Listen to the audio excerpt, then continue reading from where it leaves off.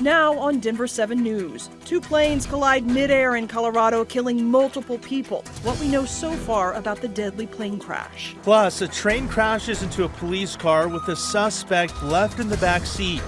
The latest on the woman's injuries and why the officers were not in the car.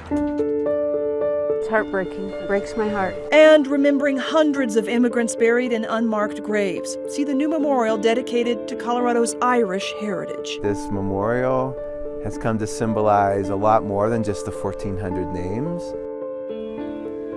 Thanks so much for watching this special streaming edition of Denver 7 News at 5. I'm Jacqueline Allen. And I'm Brian Wang. We start off with the deadly plane crash in northern Colorado. Around 9 this morning, 2 small planes crashed midair near the town of Niwot, just east of Highway 287. At last report, 3 people died in this crash. Denver 7's Christian Lopez brings us the latest from investigators. Officials rushed to the scene of this fatal plane crash near Longmont Saturday morning. It happened just before 9 a.m. 2 planes were involved, leaving several people dead. We are standing along Niwot Road in Boulder County, and we can see a part of one of the planes behind that black fence right there. It crashed into that field behind us. Officials have confirmed that the 2 planes collided in the air. We talked to a few neighbors off camera who said that when they heard that crash, it sounded like an explosion. The first plane was found near the 10,000 block of Niwot Road on the south side.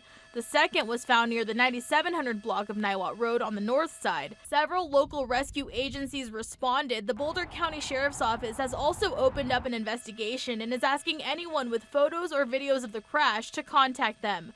Reporting in Boulder County, I'm Christian Lopez, Denver 7. And we're certainly going to have a lot more on this incident later tonight in our post-game coverage and in our coverage at 10 p.m.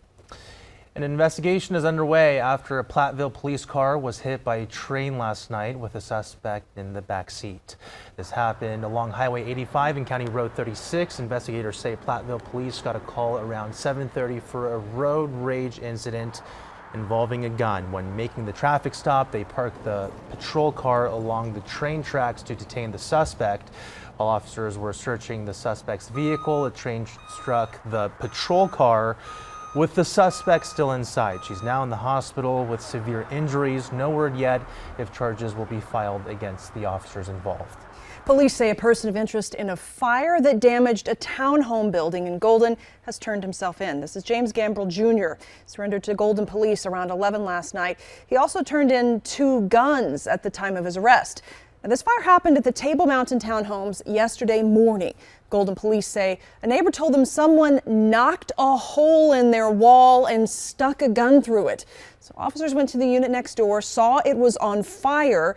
Now, the person living in that unit was not found and no one was hurt. The names of nearly 470 fallen firefighters were added to the Firefighter Memorial in Colorado Springs this weekend. Volunteers say 8,000 people, including firefighters from across the U.S. and Canada, attended the ceremony. This is the first time it's being held since the pandemic, which means firefighters who recently died within the past 2 years will be included. Today, a new memorial in Leadville dedicated to nearly 3,000 Irish immigrants who lived and worked there. And many of them worked in the mines in horrific conditions, dying young.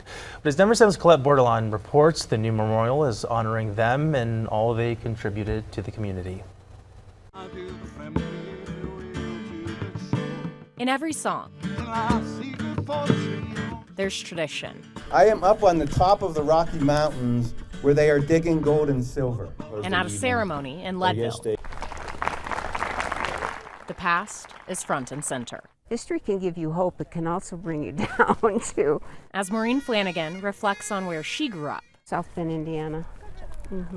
But the Fighting Irish in Notre Dame were there, so everybody was Irish when they played. The ground she walks along has a story, too, that's finally being told. It's a life that mattered, and it's not recorded anywhere. Along with dozens of others, Flanagan is walking among more than 1,300 unmarked graves in a section of the Evergreen Cemetery, forgotten since the 1800s. They're just in sunken holes now, and we don't just want to stop with their names, we also want their stories. Research Jim Walsh started 2 decades ago is the foundation for the memorial at the center of the ceremony, in honor of the people buried in this section of the cemetery. The space has a very powerful, visceral feeling because you realize that this is what class looks like in America. People were forgotten. Most of the people buried in the pauper part of the cemetery were Irish. Half of them were children. Instead of honoring a monarchy, we're honoring the poorest of the poor. And that's a radical thing to do. It changes perspectives, it changes dynamics. And I think it forces us to think critically about the world we live in today. Using history as the tool to build the future. This memorial is for 19th century immigrant workers. However, we honor 21st century immigrant workers. There's a Flanagan, 2 of them. And as Flanagan finds her name in the hundreds at the memorial, It's heartbreaking, breaks my heart. there's a connection she feels to the history she shares. I see a lot of hearts changing, and so that gives me hope. And a hope that the past is what changes the future. Colette Bordelon, Denver 7. A very rich history there, Colette, thank you. The first phase of the Irish Miners Memorial was revealed today. The entire project will take place in 3 phases. A judge is giving the coroner 7 days to release the amended autopsy for Elijah McClain. Now, Denver 7 filed a lawsuit along with other media outlets to compel the coroner to release this amended report.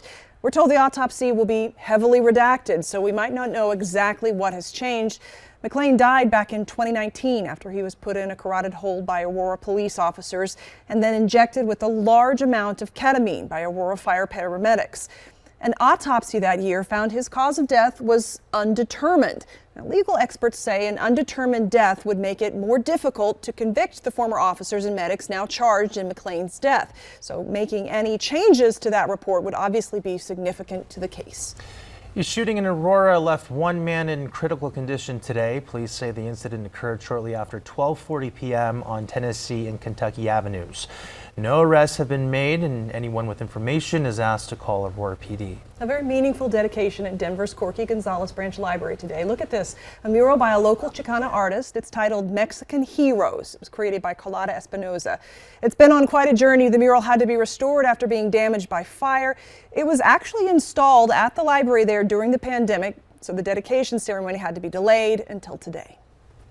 Coming up on Denver 7 News at 6, saying their final goodbyes. How London is preparing for Queen Elizabeth's funeral on Monday. Plus, fall is about to begin. We take a look at the exciting things happening around town ahead of the season. Next.